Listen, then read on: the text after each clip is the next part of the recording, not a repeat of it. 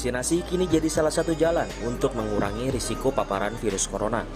Sejak dimulai awal tahun 2021, beragam jenis vaksin telah didatangkan pemerintah Indonesia. Setidaknya ada 5 jenis vaksin COVID-19 dengan peruntukan yang tidak selalu sama. Yang pertama ada vaksin Sinovac buatan Tiongkok. Vaksin ini dibuat dengan metode inactivated virus, yang artinya virus dalam vaksin sudah dimatikan dan tidak mengandung virus hidup atau yang dilemahkan. Metode ini paling umum dalam pembuatan vaksin.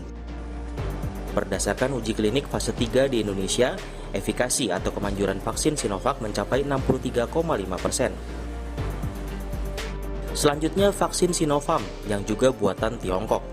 Vaksin dibuat dengan metode virus yang telah dimatikan, di mana pasien diinjeksi patogen virus yang telah dimatikan sehingga tidak dapat menyebabkan sakit, tetapi mampu menginduksi respons imun.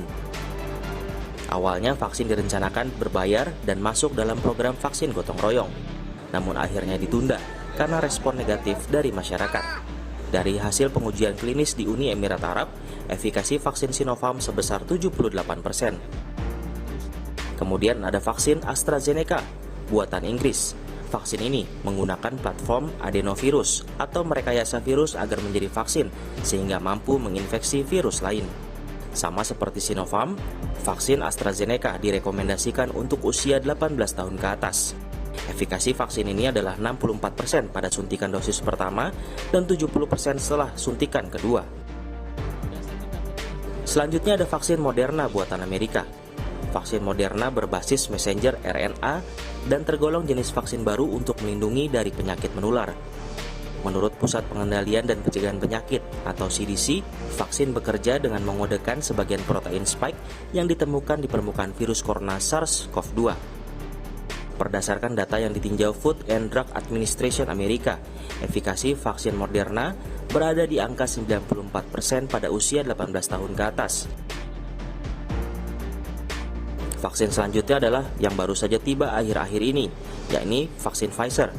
Sama seperti Moderna, vaksin ini berbasis messenger RNA. Kemanjuran pada dosis pertama disebut sebesar 52% dan kemudian meningkat menjadi 95% pada dosis kedua.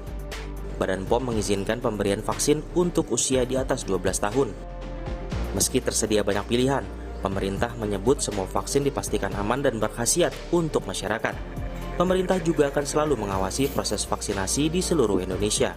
Seiring dengan semakin banyaknya pasokan vaksin yang berdatangan, bahkan berpeluang bertambah jenis ke depannya, pemerintah menjamin bahwa setiap jenis vaksin yang ada sama-sama efektif. Perbedaan angka efektivitas vaksin atau kemampuan untuk membentuk kekebalan tubuh antara satu vaksin dengan vaksin lainnya bukanlah hal yang harus dikhawatirkan. Target spesifik vaksinasi yang telah pemerintah tetapkan telah berdasarkan pada temuan ilmiah saat uji klinis dilakukan. Oleh karena itu, masyarakat diimbau tidak perlu berbondong-bondong mencari merek vaksin tertentu. Menunda vaksinasi hanya karena merek akan membahayakan diri dan orang lain.